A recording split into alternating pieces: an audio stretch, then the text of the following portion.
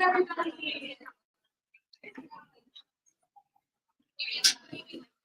right. Can you go ahead and get started?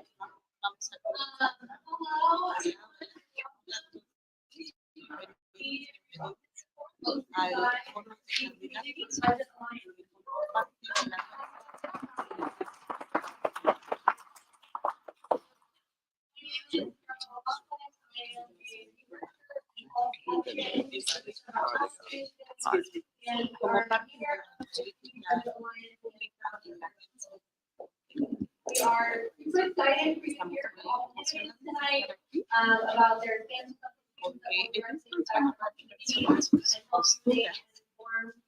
y para que ustedes puedan tomar Before una we begin, decisión I would like to informada. invite our interpreters to the Aquí stage. estamos, Aquí estamos ya con instrucciones para los intérpretes. Y el doctor va a dar un anuncio rápido sobre el servicio de interpretación. Aquí estamos. Más queremos asegurar que todos tengan interpretación. Si se ocupa, digamos que una persona se registró por la firma. Y me pudieron nomás confirmar. Andrea, can you- Registrada. We have it. Tienen la interpretación. Acá, Esther. Está Ok, aquí. más queremos asegurar que tengan, que puedan oír y que estén sirviendo y funcionando como debe de ser. O si alguien ocupa, también le podemos tenerlo, si nos puede dar a las manos, si alguien ocupa. No? Ok, I think we're good.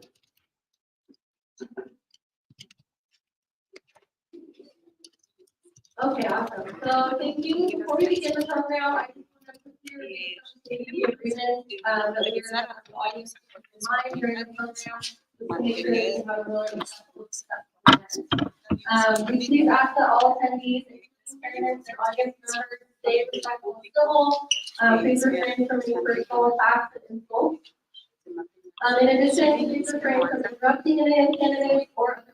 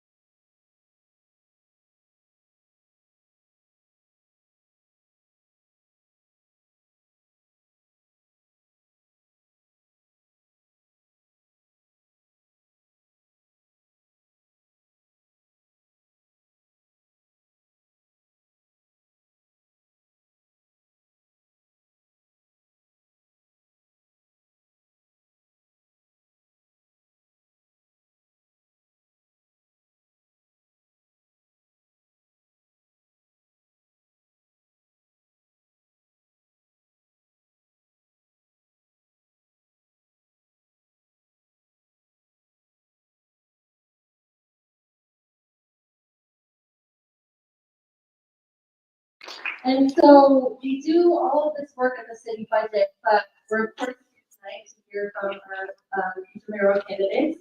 And so I want to just cover real quickly why the mayor's position is so important, especially when we talk about the budget.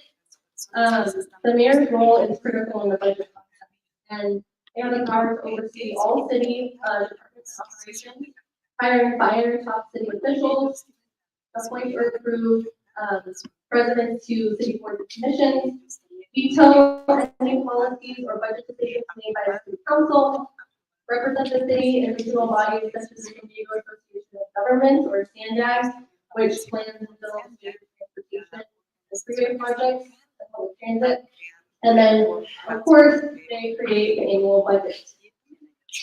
So with that said, we're super excited to hear from the candidates tonight that are running for this critical position, learn about the stances and the issues that they most serious.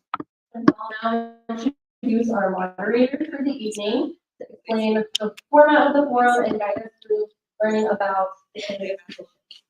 So Andrea Lopez-Villafaña is the managing editor of Voices San Diego. She oversees the newsroom and all content. She writes a weekly newsletter called Chisme and is one of the hosts of the VOC podcast.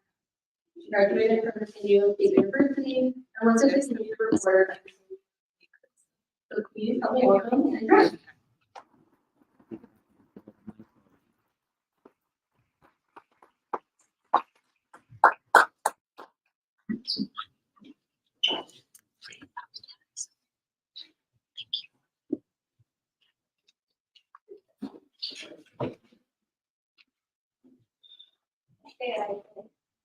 Hi everyone, good evening. How's everyone feeling today?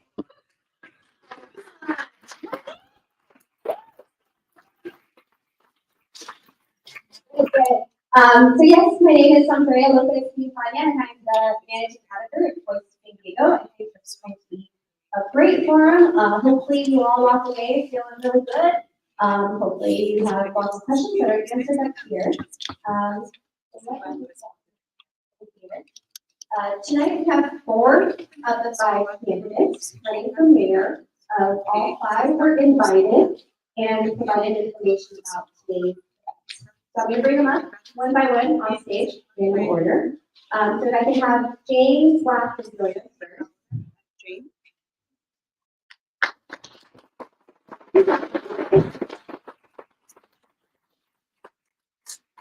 Genevieve Jones-Wright.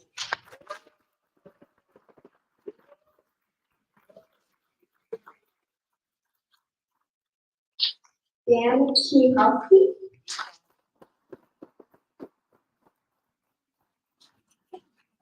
And Larry Turner.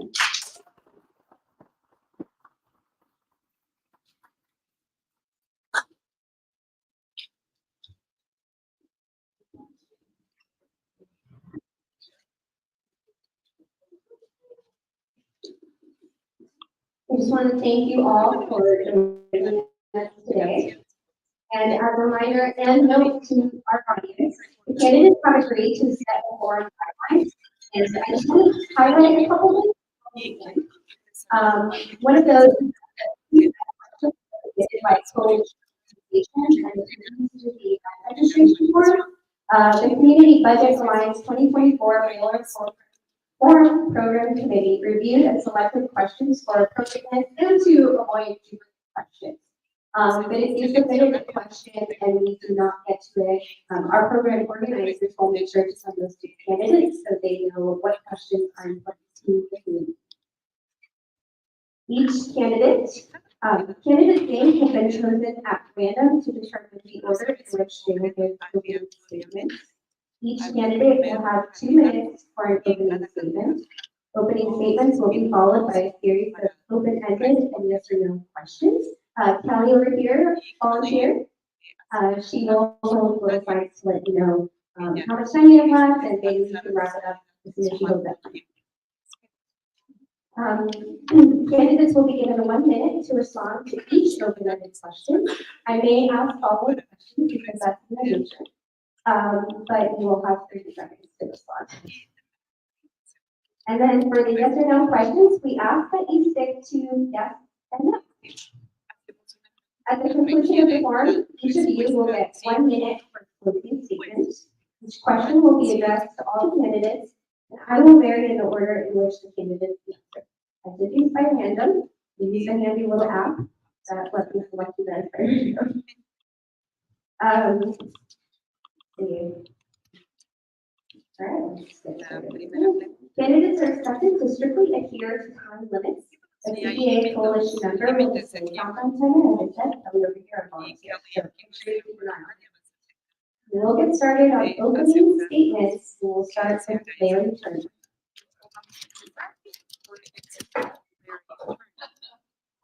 Sus comentarios iniciales.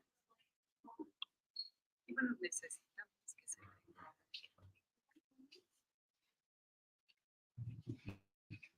Test. Thank you all very much for being here. It's awesome whenever we get an opportunity to talk to the public, hear from you your concerns, and mention, learn a little bit about us. Just to only have 2 minutes, I'll tell you a little bit about me.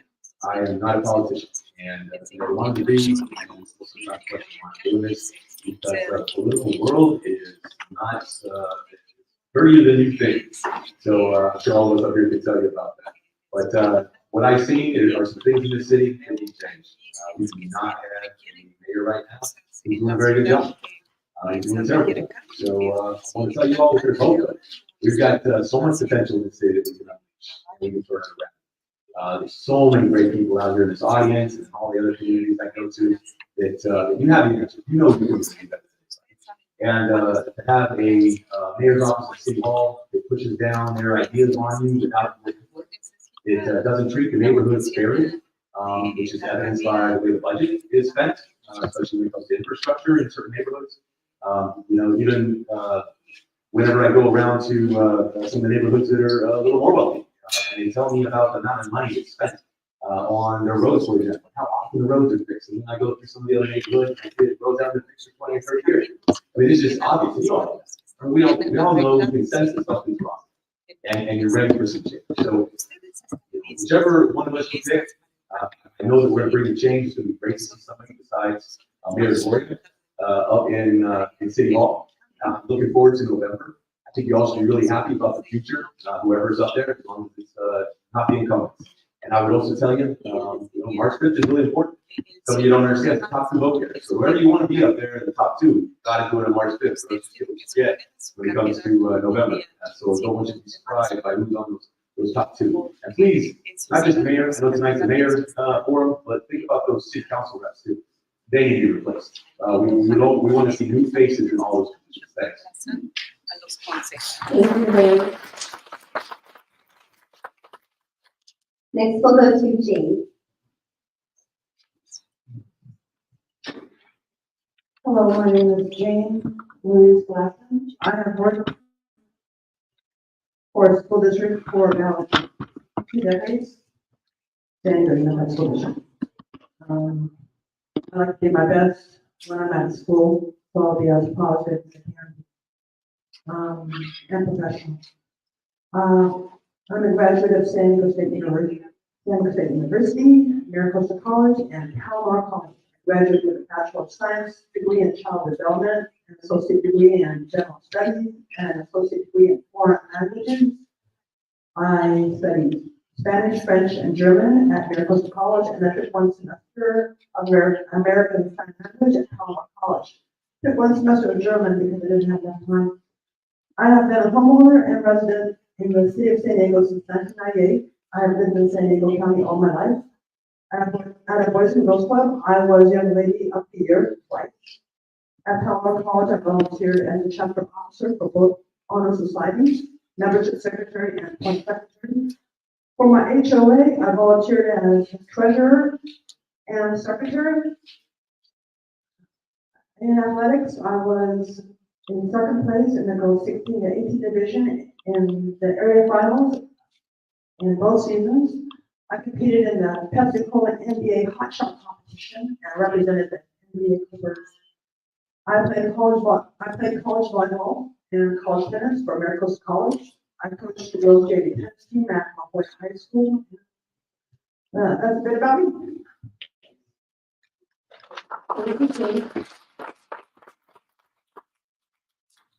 Now we'll go to Dan. our campaign will tell you the truth. You must accept the truth. I am an independent candidate. The two major political parties are corrupt. And the special interests that get these people elected are corrupt. And you must accept the truth. You must. I was the first candidate to go on state television and speak for ceasefire in the Middle East. The first one. Despite the fact that Imam Taha of the mosque in Claremont and Dr. Mohammed have endorsed my campaign, despite the fact that the Jewish community of which I am a member, a lifetime member, has helped our campaign. And my neighbor, Cardinal McElroy, and the Catholic Diocese, I'm our back. Despite all of this, and my website, DannyTry.com, go on there, take a look at it. Take a look at all the people backing our campaign. We're not corrupted. We're not corrupted by the Democratic Party, and we never will be. And I'm a friend of Reverend George Stevens. Despite all of that, the voice of San Diego has ignored our campaign for 1 year while we were on our knees. And now we have 50 people working day and night. And they have ignored, they have not mentioned our name one time, not one. That is unconscionable. I will never lie to any of you. Thank you, Dan. Now we're gonna do, Genevieve. Good evening, everyone. My name is Genevieve Jones-Wright, and I am a very proud resident of Southeast San Diego. And if you've heard anything about my story, you will know that I grew up in low-income housing where I was raised by my single mother. Well, we are directly across the street from where I was raised. And my mother just happens to be here in the audience. And I won't ask her to stand because she was very shy. I don't know where I get all this from. But I really want you all to understand where I come from. When I was in the 4th grade, I learned about Justice Thurgood Marshall. And I decided that, like him, I was going to use the law to make our world better, to make our world more fair. And not only was I going to be like Justice Thurgood Marshall and be a lawyer to change the world, I was going to go and train where he trained. And that meant that I had to go to Howard University School of Law. And so that is where I went. I came home, I passed the bar, and to my mother's dismay, I went back to school. I went to California Western School of Law right here downtown San Diego, and I got a Master of Law. I served the entire county of San Diego as a public defender for 13 years. I then left and started my own nonprofit, of which I am the executive director. My nonprofit is Community Advocates for Just and Moral Governance. That's a mouthful, so we go by MOGO. But what we do is very important. Every single day, I work to hold the government accountable. We work for a just and a moral government. So while we're here tonight talking about the budget, I understand that budgets are value statements and they have to reflect the needs and the priorities and the concerns of the people. I look forward to talking with you all more tonight. I am, of course, from an underserved community where people told me I wasn't going to amount to anything. Well, now I'm running for mayor, and we can have a mayor that comes from South of PA and do right by every single community.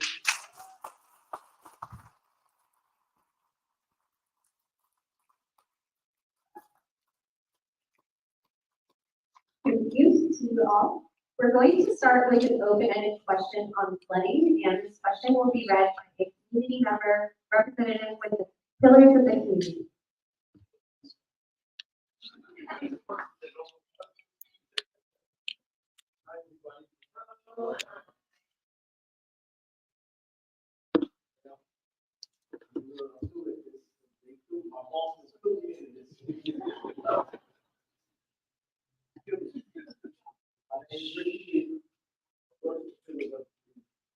Microphone. See? All right, on January 22nd, our region experienced catastrophic flooding that highlighted increase in our infrastructure. Some residents of Southeast San Diego are experiencing personal loss, significant damage, to homes and vehicles. And many more are processing the trauma. From the Voice of San Diego has reported that over 1,000 people have been displaced. I know personally because I was working in the mud in the homes, even in the hotels that they're placed in now. So, the community members and the CBA have called for increased investment in stormwater infrastructure for years. And the city has consistently only funded 1/3 of annual stormwater funding needs. This flooding is just one example of the direction our community face. In light of the flooding crisis that disproportionately affected Southeast residents, how do you plan to equitably build and maintain infrastructure in all San Diego communities?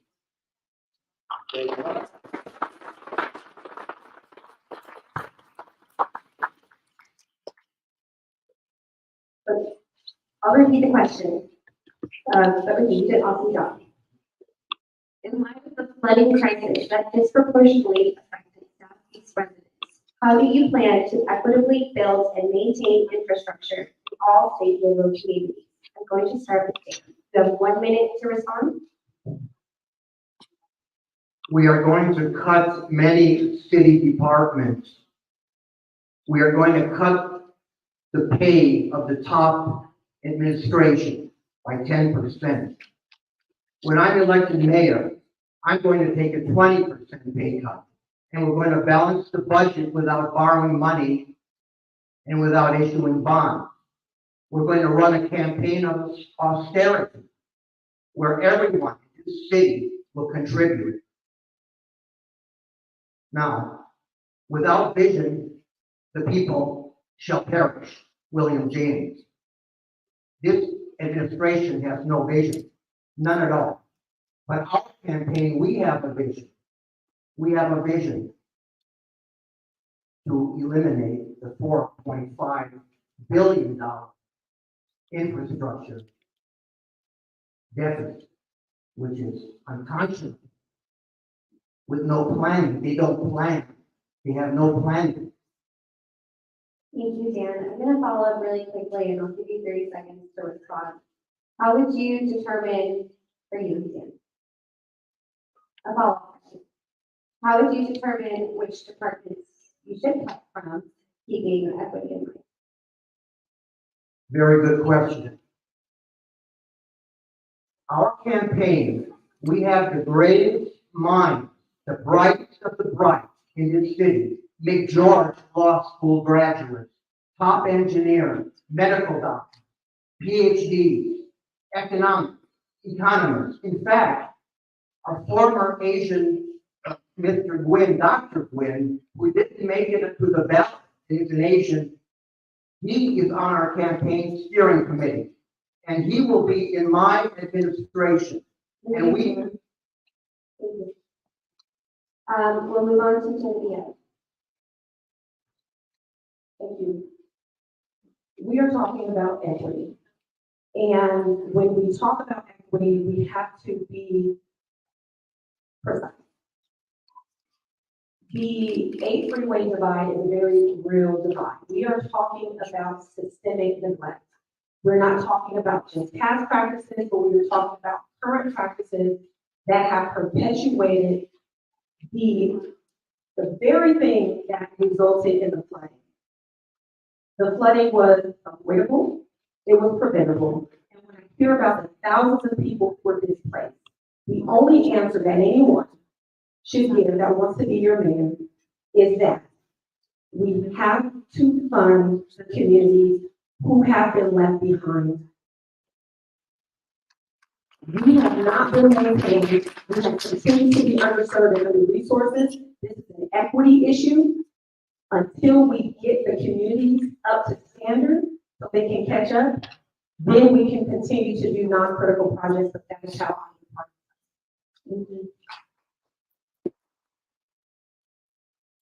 Follow-up question to you, Cynthia. You speak of funding communities that have been left behind. Are you supporting any of the, tax increase initiatives going forward that, seek to fund some of those infrastructure and stormwater needs? Absolutely not, and I'll tell you why. Our city government has mismanaged and wasted our taxpayer funds for way too long. I do not believe in asking any of us to go into our pockets and give our government any more money when they cannot show us they can do what is right with the money. There are other ways to get money, i.e., not diverting funds from our infrastructure as we did to overpay like $19 million for 101 Ash Street, which really happened. We need to get state and federal funds for the things we need to do, but I am not asking San Diego to pay more sales tax.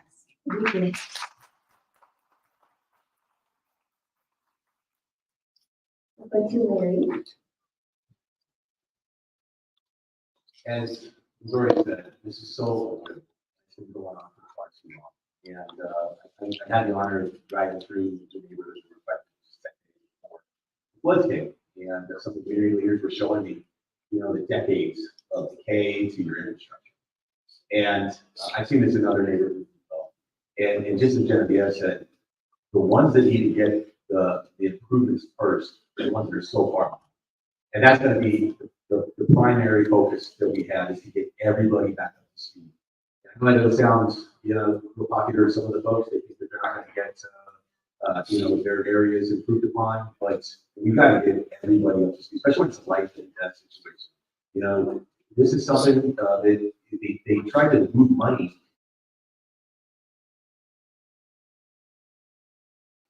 into other pockets, billions of dollars, selling these lawsuits. It's going to put the city even more in debt. They could have just fixed this stuff from the beginning. Sorry about that. Thank you. Who is taking money where? Why seems like another 30 seconds? Oh. I'll go with Jane.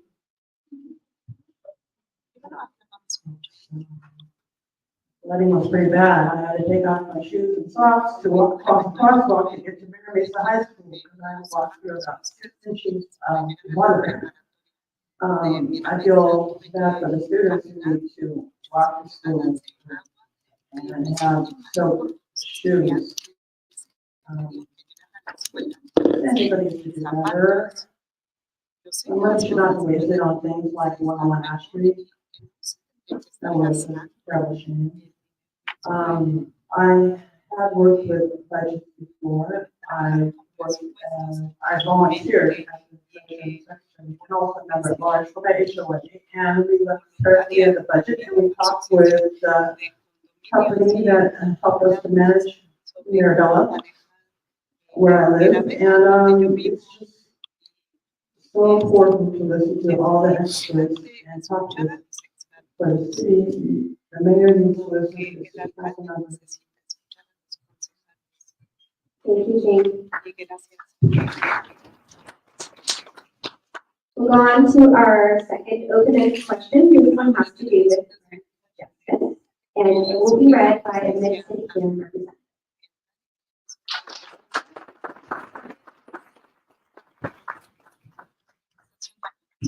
Hello, everyone. Good evening. My name is Carla Navarro. I am council and our earlier youth raised department was health, economy, workforce, and quality of life. Yet many communities, especially those alleys, face significant barriers to accessing parks and outdoor programs. In addition, the parks in our communities are poorly, especially compared to more affluent areas. How will you tackle barriers to park access and outdoor, particularly in communities on the south of the state, So is your ethical practice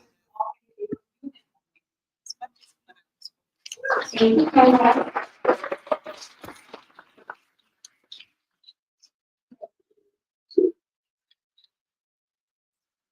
How will you tackle barriers to park access and outdoor engagement programs, particularly in communities south of the H, to ensure equitable access for all communities and patients? And I'm going to start with Larry this time. I've had a chance to see the parks that you're talking about. And I've seen all the vandalism, the damage there, the weeds that are growing up around the area. And I've been to the parks in other parts of the city. And see, it's like we're in a whole other city. When you drive to some of our neighborhoods, you don't believe it's all San Diego. The money will be spent on the parks. The money will be spent on rec centers. The money will be spent on after-school programs. There's plenty of money in the budget to do all this. And I would tell you that, I don't know that we got to do the austere cuts. I don't know that we got to be firing a lot of people. We've got the money there. Don't trust the people that are running our budget. They're obviously not spending it properly. But when you see some of the waste fraud abuses going on, the big donors that are getting those kickbacks from the developers, there's a lot of money. When we come in, we do an audit day one, have the accountants go in there, we're going to find a lot of savings that we can do, and we're going to put money into the people. And they're going to listen to you as an employee of yours, working for you, listen to where you want to spend. Make sure that the parks are in great shape. Mr. Quick follow-up. Are you saying that when you start in office, when the business will require an audit on their sense? I would say, yes. So we are going to go through the books and we're going to make it open to everybody. So it's very transparent. I've already got some investigative journalists who are going to help me out with this. I want to make sure you all get to see it. I don't put anybody in jail over it, but I want to make sure everybody knows what's been going on for the last years. You're all going to get to see what politicians do and how professional politicians have been ruining the city for far too long. We need to get some fresh faces in there at all our even at the city council. Thank you. We'll go to Jane. Well, green spaces are very important, and if you let the area, so where I live, and it's very parks, and oh my gosh. Last there, it's so unlevel, so many bumps and holes, and there are youth soccer games that go on there, and I'm concerned that someone might get injured. We need to take very care of the park. We have big celebrations there, and it's just damage to soil, the twenty holes. Yeah, it doesn't get fixed, but here now. Mayor Mission was supposed to get money to make a skate park, and but the money was not given to them. I think it's gonna be fixed soon, though. We've got to take care of our youth. Our youth center was taken over. It's water's there now, and we've got to give something back to the youth because they need to be happy. We need to know that we care.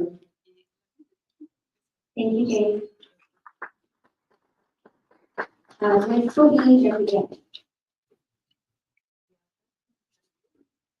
My campaign is all about creating opportunities for every single family to thrive. And I talk about creating these opportunities through 3 pathways. The second pathway that I talk about is the pathway to whole and vibrant neighborhoods. This question connects with that pathway.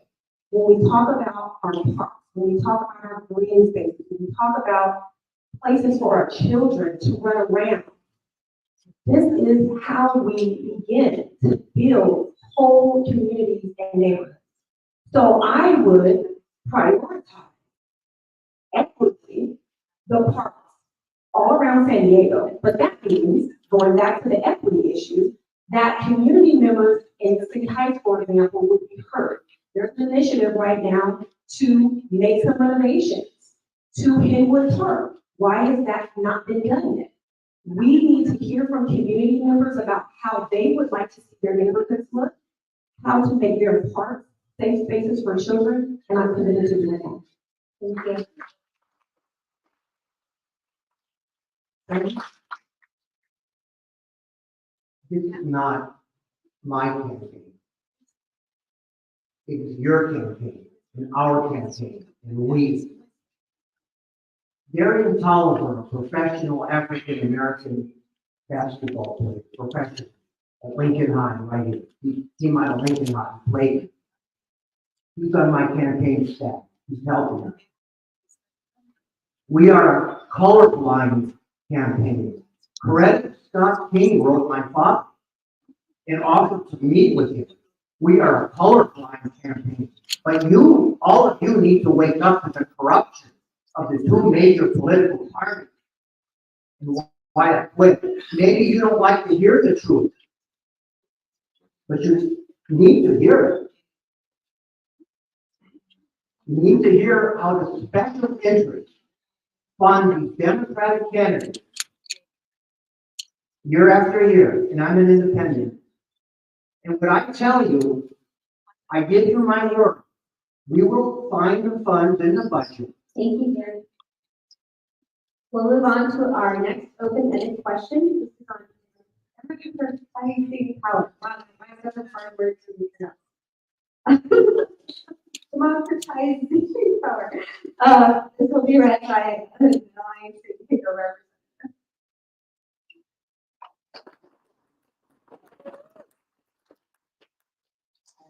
Hi, everybody. My name is Iselma Chavez with the Alliance San Diego.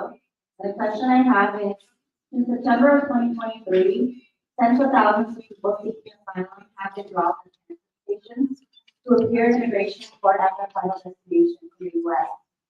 Asylum seekers come to the U.S. for protection or safety reasons to people who have been forced to leave their own countries for their safety or war. Although some of these individuals and families are moving through the region to other destinations, thousands will stay in San Diego permanently. What should the city's role be in assisting the people who are arriving in our region to seek asylum, and how we uplift and protect their rights and their future rights?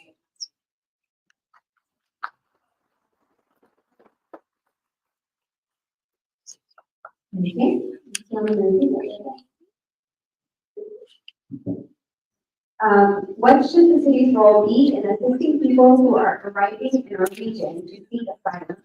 How will you uplift and protect the rights of immigrants and refugees? I'll start with Jenny.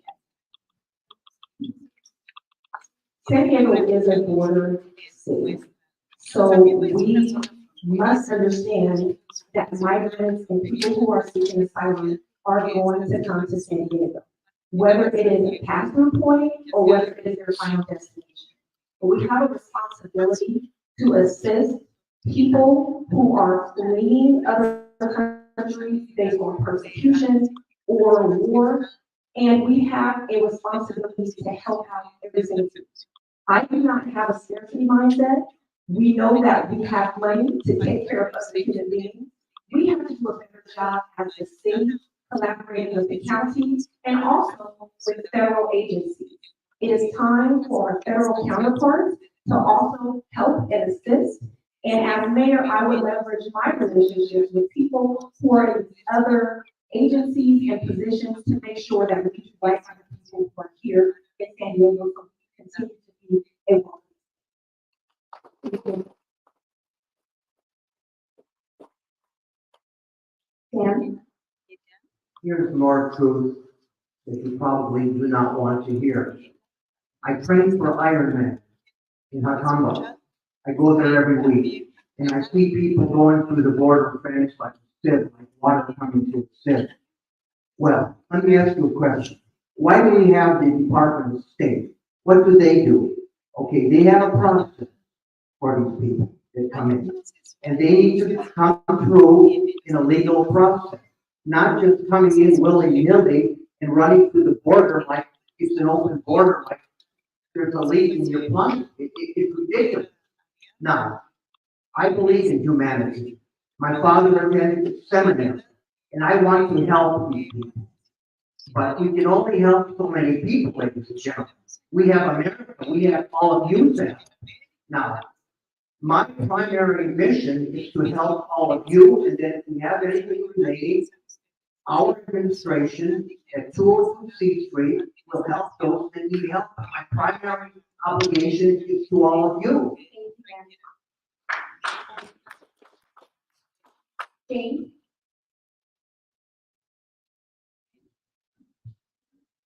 I like the idea of students' preferences and student lunch that are offered to the students for free in the San Diego School District. I love to see, food like that, the portions given to people who have not had breakfast, have not had lunch, and would like to have something to eat. It's important that we meet that basic need, feeding people properly, so that they don't have to search for a cash. We need to, protect their health when they come here to the United States, whether they come here, with condition or not. We don't want anyone searching in a, and we also, clothing drives are important too. I'm sure a lot of people would like to donate, but they don't want to to those who are in need. Thank you, Jane. Larry? I just went down to the end of the border wall, just south of the Golden Airport. Check it out. There is no federal agency out there at all. And I say that not because, they need to be out there or even, not at all.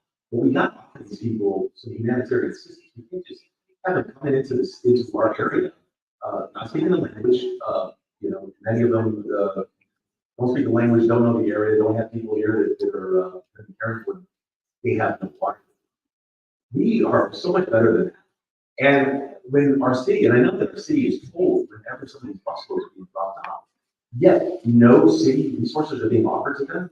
And this is something that we're obviously going to take care of. Those people need a shelter, they need food, they need opportunity, and we're going to do that. But the federal government can pay for something. And if you can't get them to pay, we're going to sue for them. But at the end of the day, the humans, we're going to help them. We're going to give them every chance here in America that we can.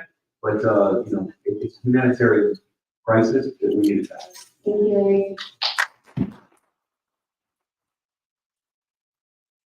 I have a couple rapid fire questions for you all. Just a reminder, these are yes or no responses, please. If you'd like, I allow a short sentence explanation so far. I will cut you off. No nonsense here. Okay, first question. Youth Opportunity Passes provides free access to transit for all youth 18 and under across Diego County. The recent program impact study results show clear success in reducing greenhouse gas emissions and fostering the next generation of transit riders. Preliminary survey results from young riders show that 79% of youth plan to keep using public transit as adults, and 77% riding public transit feels safer than their previous travel methods. Clearly, they drive the same way I do. Currently, the program is set to end in June 2026. If elected, would you support making Youth Opportunity Passes a permanent program for all youth? I'll start with Dave. Yes.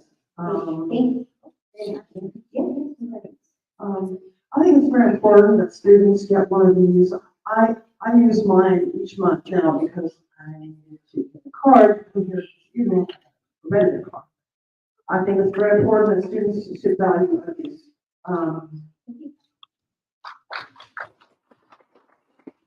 Don't forget to tap your prompter. Larry? Yes, and I would make our transit system safer and cleaner to where you feel comfortable sending your children on. Dave? Absolutely. I proposed this very idea 20 years ago. Because I hate public transportation. And I'm from Missouri. Thank you. Thank you. Yes. Thank you.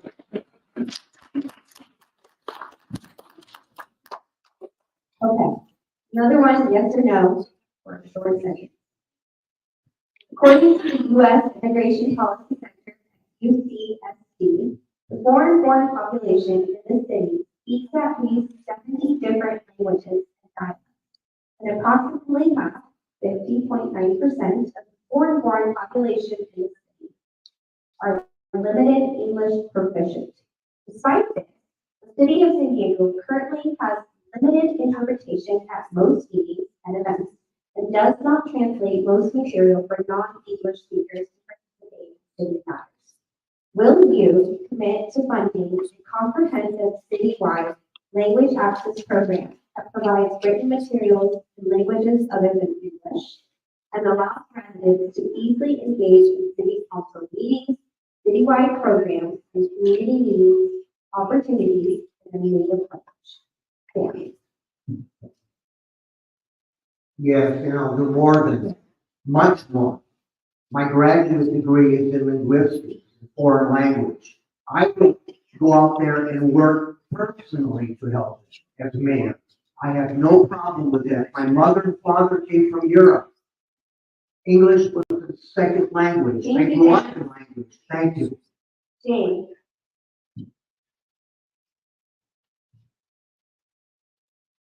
Yes, it's very important. We have students who are still English language learners, many students, and it's important that their families be able to read their own information and other information. Thank you, Jim. Genevieve? Yes, every single communication that comes from the city, all of our public hearings should be available and accessible to people who speak the languages of the residents in San Diego, Farsi, Arabic, Somali, Spanish, Vietnamese, whatever the language is, that's the job of the city to communicate with those residents. And also, sorry, the last question that was about migrants, I failed to say, as mayor, I would invest in our Office of Immigrant Affairs because that is important.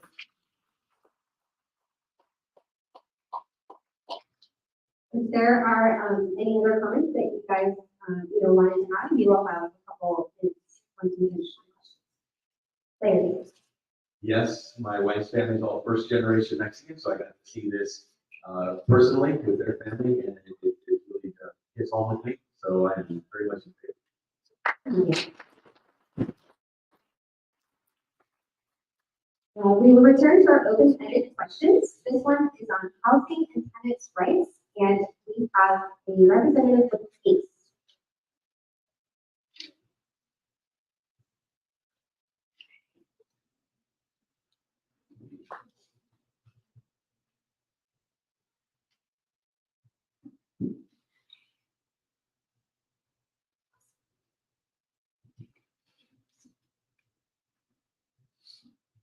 Good evening, my name is Barbara Pinto, I'm representative from ACE, which stands for the Alliance of California for Community Empowerment.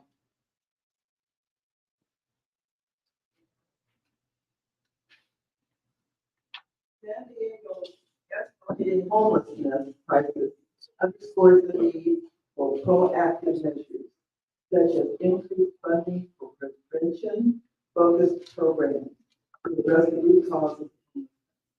According to the Regional Task Force on the Homeless, more people entered homelessness in 2022 than any year prior, with 13 San Diegans experiencing homelessness for the first time.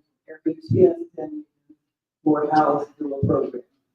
Millions of dollars are spent on providing outreach and assistance to the in-house, but not enough is spent to prevent people from falling into homelessness in the first place. My question and your question is, what investments would you be willing to make to prevent people from falling?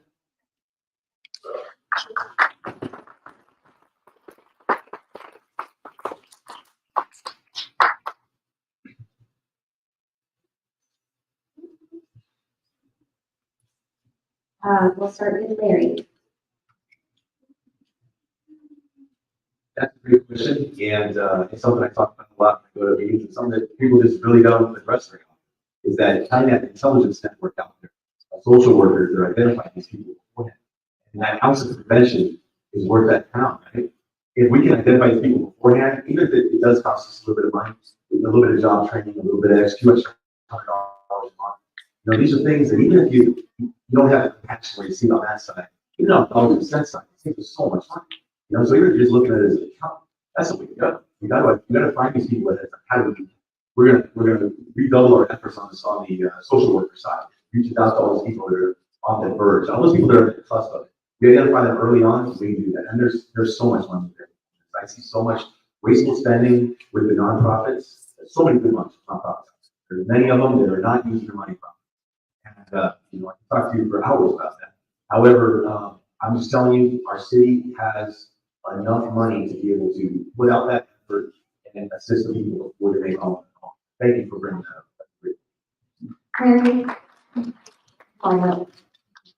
you mentioned, prevention. Is there anything specific where you see, you know, those additional funds going to? You mentioned so forth. Yeah, so it's with all members of the community, but I would just say that definitely the social worker side, and identifying those life skills that we help these people with.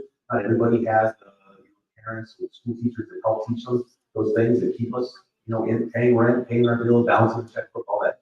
So having those life skills taught in schools and the community centers is key. You know, that financial awareness training we just don't have schools do. Teaching people about how to buy.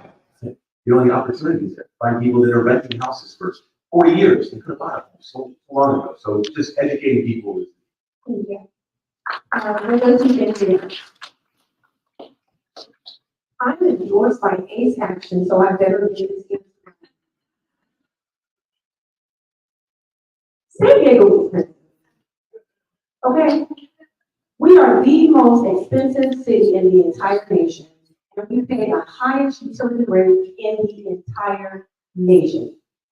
We are making people on a fixed income, like my mother who's retired, who worked for 25 years at UCSD Hospital, have to make a decision about paying bills on time and providing for other basic necessities. As mayor, I would invest in a dedicated fund for our seniors and people who are disabled and on a fixed income, because sometimes it just comes down to people needing a helping hand because of the situation they've been put in. We need to be able to help the population that is the fastest growing homeless population, which is our seniors. We need to invest as a city in eviction prevention programs and arm tenants with the resources, the knowledge, and the attorneys to fight unlawful evictions, and that's my point out here.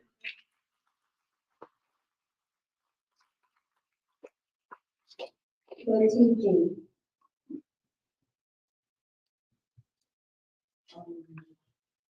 We need to invest in our future, we need to invest in everybody, all ages.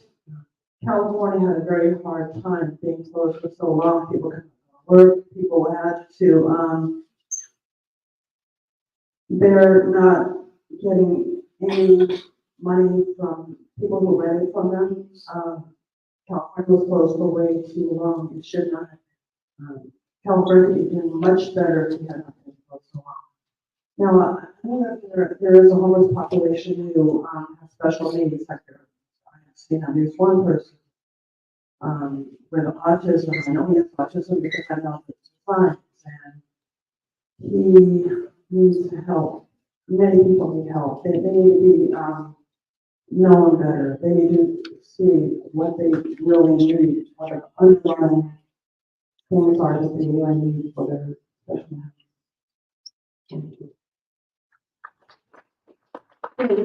A couple follow-ups. Is there any area specifically that you would want to invest in should you be elected mayor? I want to focus on that. All areas of the city. Everybody matters. I know I talk about areas a lot, but that's because I'm usually just in there, Mesa, because I usually don't drive a car. I care about all the cities, all of the cities that we have. I want to see why. Okay. Dan? Despite the fact that on Danny Try, DANNYTRI.com. It's not hard, folks. You can go on it. We have 2 pages on the homeless solution on that website. I'm a landlord.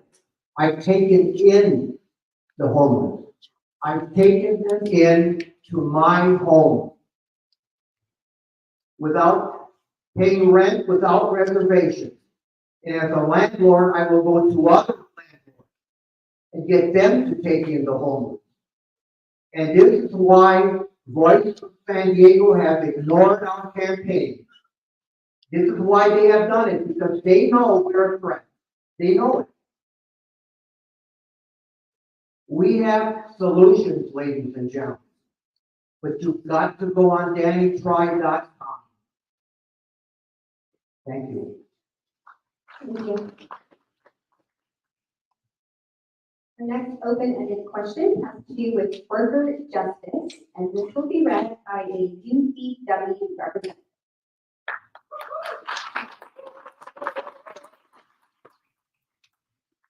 My name is David Haddon from UW.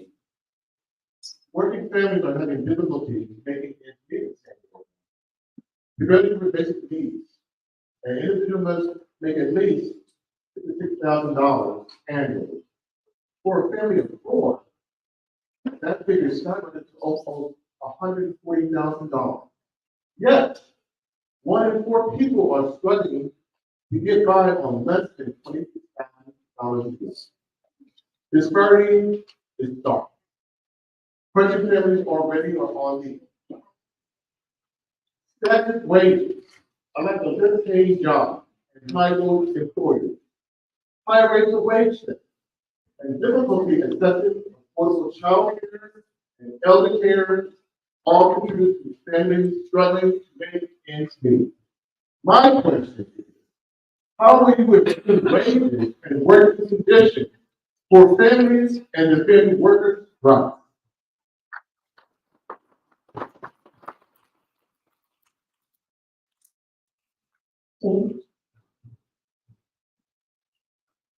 Well, you know what's gonna happen on April 1st? Minimum wage is gonna go up to quite a bit at fast food restaurants. There are 60 or more in the United States, Jack in the Box, Chipotle, you know,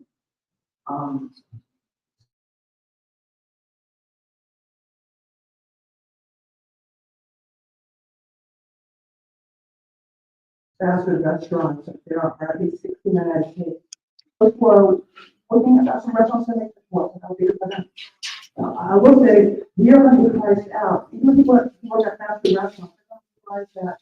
They don't have as much money to spend after all because the cost of living is going to be higher for them.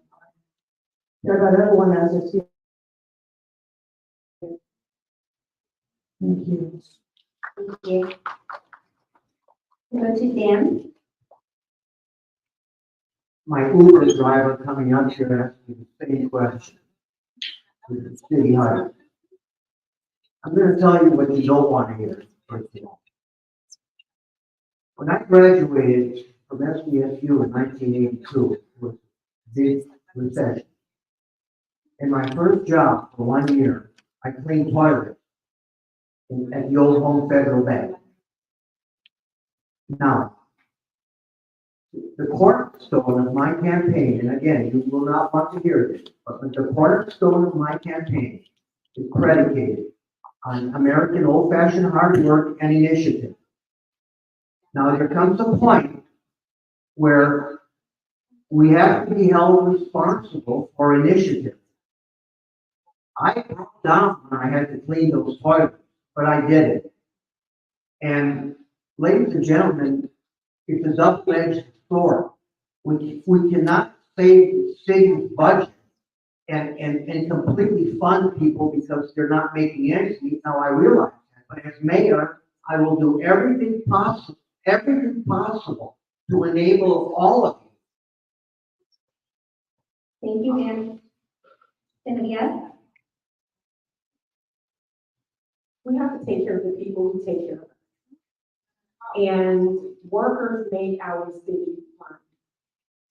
If we don't take care of our workers, then how can we say that government is doing their minimum? So as mayor, I would invest city funds into the county's worker justice program. There is a fund that the county has that the city does not need to duplicate, but should give money to, because what we are not talking about is the fact that a lot of members of vulnerable communities are victims of wage theft. When I ran for DA in 2018, I was the only candidate to talk about how we can protect our workers from wage theft. The city needs to protect its workers from wage theft and give workers the information and resources against retaliation so they can file. We need to be able to compensate our workers while they're working to get to that payment. My time is up, but I have one. Thank you.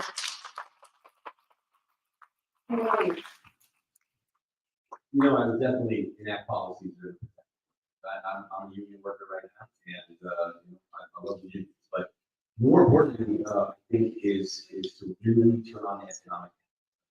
We put a lot more freedom in pocket, and we can do that. Our city's been suffering financially for too long. This is not just we're the 8th largest city. We've got the 28th largest city in Las Vegas, just kicking our butt. With proteins, with Sphere, with the amount of people that are going there on vacation, we got to fill our convention center. We can fill it that all throughout the year. We need to be filling our hotels, filling our restaurants. And that's going to be the main, the CEO, the managers, everybody is going to be doing better. And we've got to do that. Obviously, it's the most expensive city. Our SDG, we got to tackle all of that.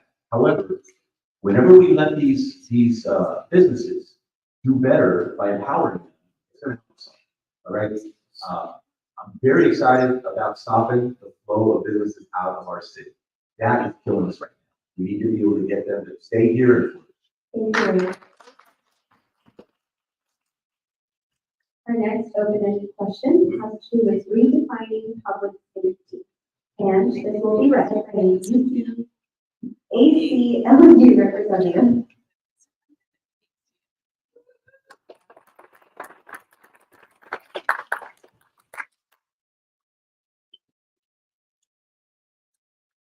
Hi, my name is Richard McGovern. I'm volunteer at the ACLU. San Diego has the lowest property and violent crime rates among large cities in the United States. In July, the Vice President of Beer Action opined that when people see more traffic on the streets, more people without homes, and more open-air drug use, these things can lend themselves to a sense of disorder, and disorder can get conflated with crime. Currently, the city continues to invest in policing and criminalization to address social and economic issues. With that in mind, how do you plan to address the ongoing reliance on ineffective criminalization and policing in San Diego to address social problems? How will you create a commitment to public safety that addresses some of these issues with non-policing strategies?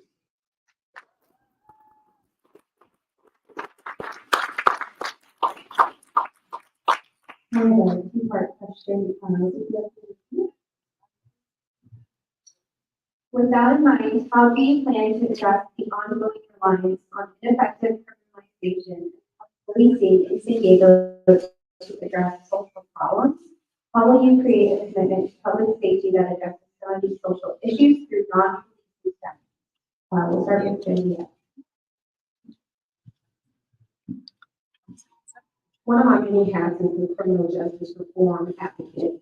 And as part of that, I really push for us changing the narrative around public safety. When I talk about building whole and vibrant communities, that is what public safety in mind. Because we know that certain community members, certain groups are treated differently by the police and our police.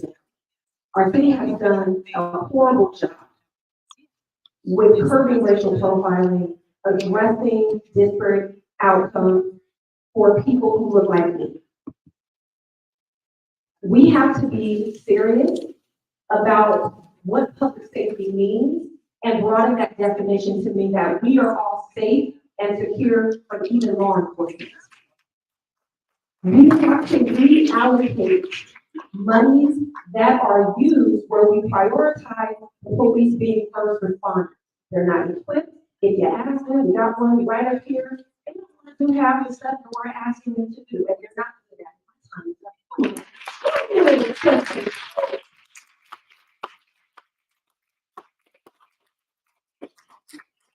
I did it a long time. So No, I'm right. Larry, We definitely need to invest in health social workers to tackle most of the problems that police are being asked to do. And to be a threat. There are so much, I'm still a police officer for the city. I did 23 years in the Marine Corps. I've been a police officer here for 8 years. I can see firsthand where there are things that it's better for social worker and mental health professionals. We need to start a whole new way of looking at this. Many of the crimes that we can send to, they don't require additional police officers. You know, we have what we call it's a police investigative service officer. And they basically come and do the investigation. And you don't have to hire more police to do that sort of thing. A lot of things as well with like behavioral health.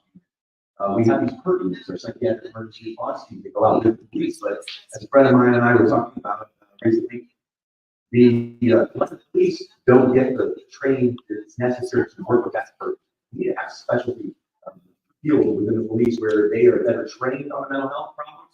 And then when they do work with a PERT unit, that behavioral health specialty will be better used.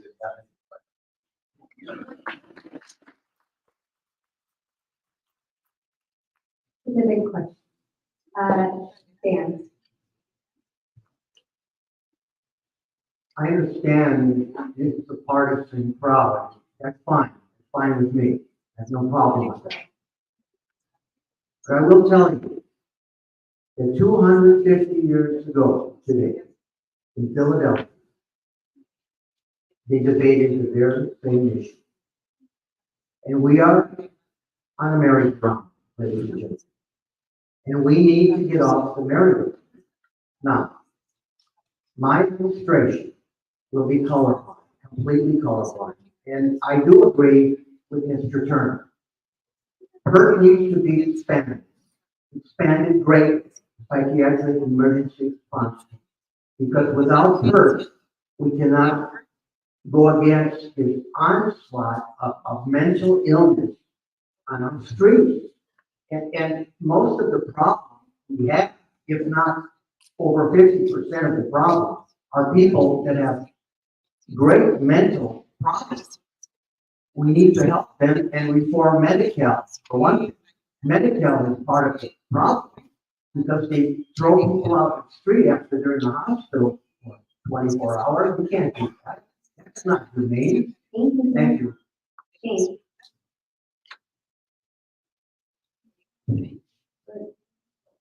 Regarding non-policing strategies, we need to invest in policing strategies. We need to all these things. And I wonder if there's going to do something for those people who stand at the middle of the intersections with signs requesting our money when we're trying to drive safety. It's very hard. They're struggling, they want to make money. They also need food. There are a lot of gangs also. Yes, gang members who are polite, and there are others that are killed. One person got killed, and it really set off a lot of anger among adolescents in my community. We need to have more peace. And as far as the cost of living, too high. I mean, my wage is about to be the same as minimum wage for passive restaurant.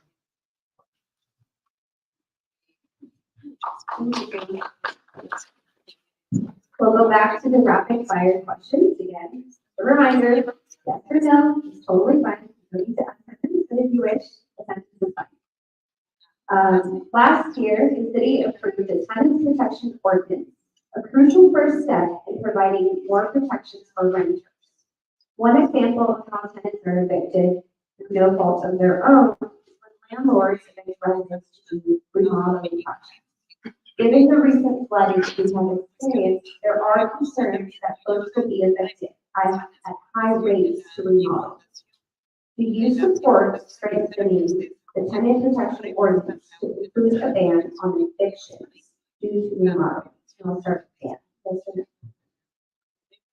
Ladies and gentlemen, Yes or no? yes and no. There are exceptions to every rule, ladies and gentlemen. And quite frankly, the question is not logical because this question involves thinking. Thank you, Dan. We're going to move on to the Yes, it definitely needs some modification. James? Well, I know that if there's a mold, it's developing, it would, so they need to be allowed to get someone else first, so that work can be done. Yes or no? So yes, there's no way to do yes or no, because, people can't get sick, they can't, it's mold. Okay, we'll move on to different guests.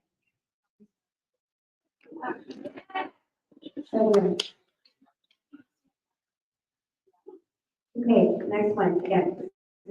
Yes or no question. Workers often experience wage theft, but very few of these incidents are reported and investigated. In 2021, organizations, including the members of the CBA, fought for the creation of a City of San Diego Office of Labor Standards Enforcement. This office sounds really what it means. This office is responsible for enforcing the city's minimum wage, earned sick leave, living wage, and prevailing wage law.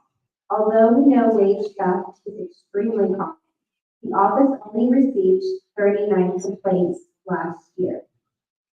Many workers do not file complaints out of fear of retaliation and or lack of information on their rights and how to file claims with the city.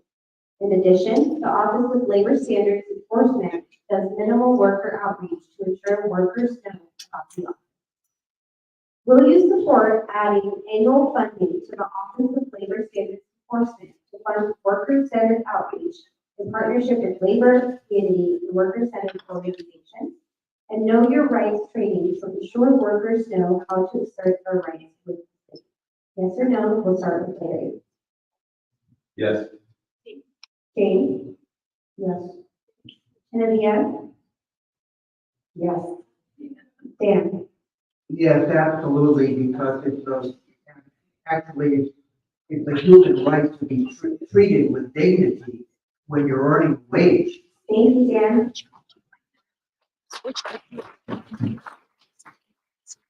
Okay. Rapid fire question. Do you support reallocating funding from SBD for non-police responses to social problems? Genevieve? Dan? Could you repeat that, becoming blurry?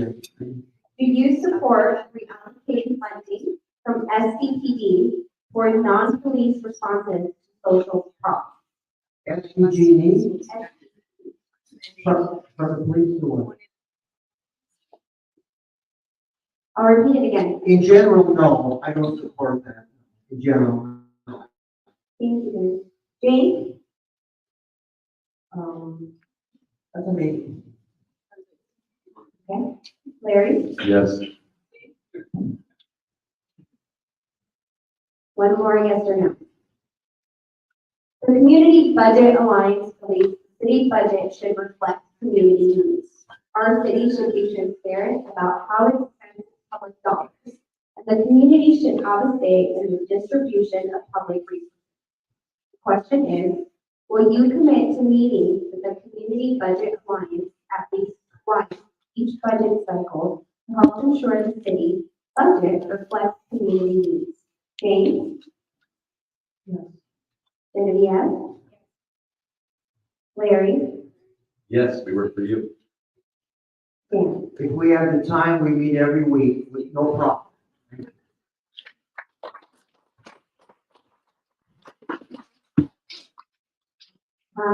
Thank you. And we will move on now to our closing statements. I will begin them in the order that we started for opening statements. So we're held at random. And you'll have a minute each, so I'll start with Larry. Again, thank you all for being here. Good job. Keep us fighting amongst each other. But again, thank you all for being here. This is great to see the community get involved. And I remember coming to some of these meetings on previous elections and not seeing people show up. So this is great. Thank you all for being involved. This is the kind of thing we need to change the community. We all know that we need to change, right? The city has been going down the wrong path for far too long. And we have just been force-fed politicians from both parties for a long time. I'm an independent.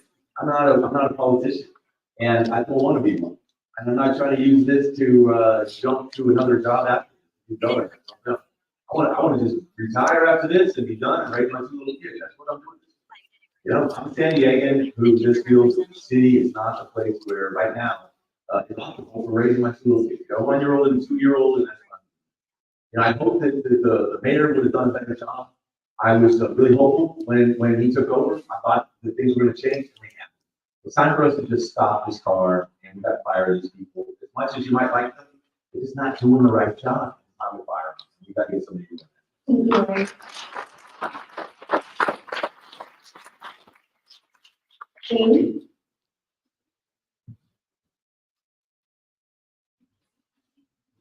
I appreciate you all being here tonight, and want to know that when I had experience being on my HOA, there were times when we reimbursed the people who were living, we reimbursed condo owners when they could not be in our place because we had to fix the place because of rain damage. We need to be very careful in our decisions, listening very much to input. Please follow the internet. Please know us candidates very well. If you've already voted, thank you. If you haven't voted, please research us well. Thank you very much. Dan?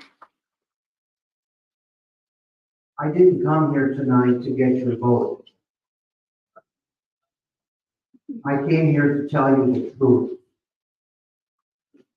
And if you can't take the truth, maybe you ought not vote, because this is a very important election. Our campaign is not supported by the corrupt Democratic Party or the corrupt Republican Party. I am an independent. And I vow to tell all of you and work for you the truth and be honest with you. I didn't tell you what you want to hear. I told you what our campaign is all about.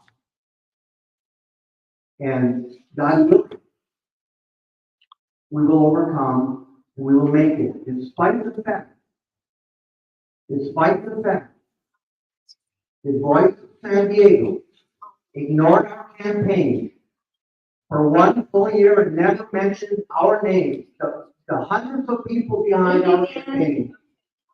Cynthia? I came here tonight to tell you the truth and to get your vote.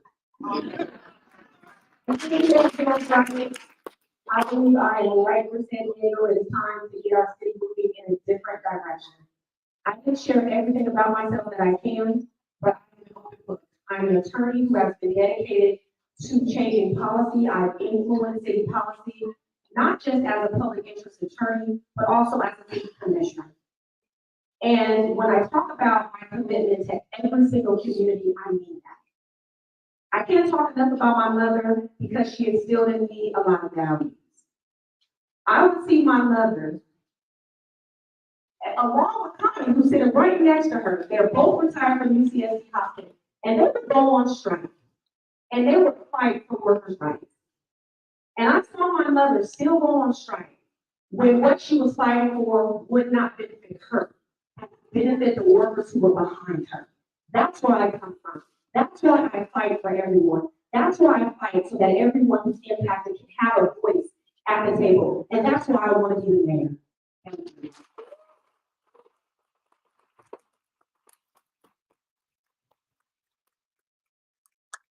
Thank you to each of you for taking the time. And if I could get a round of applause.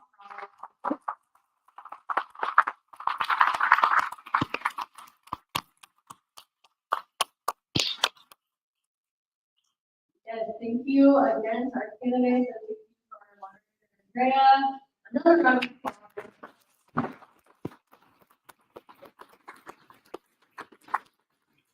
So before we end tonight, of course, we're here because the primary election is coming up.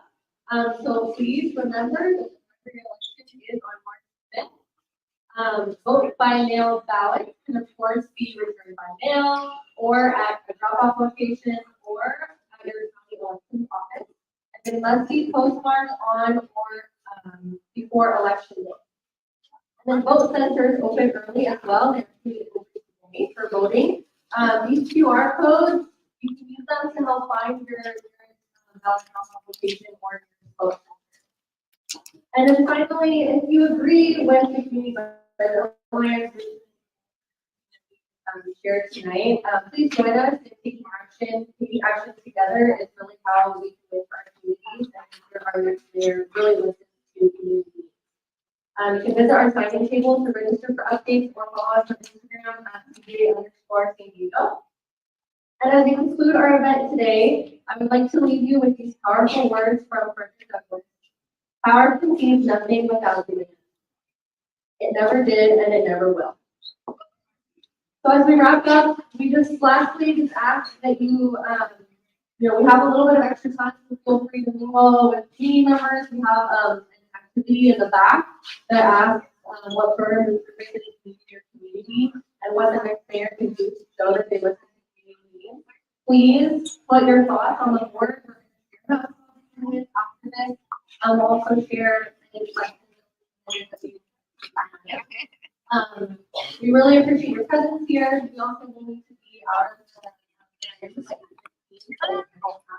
and you make your way out around that time so workers can, be able to wrap up the event and kind of keep it up.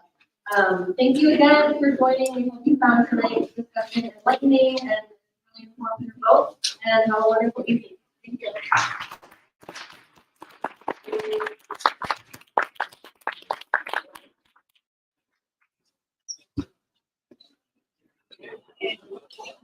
Thank you.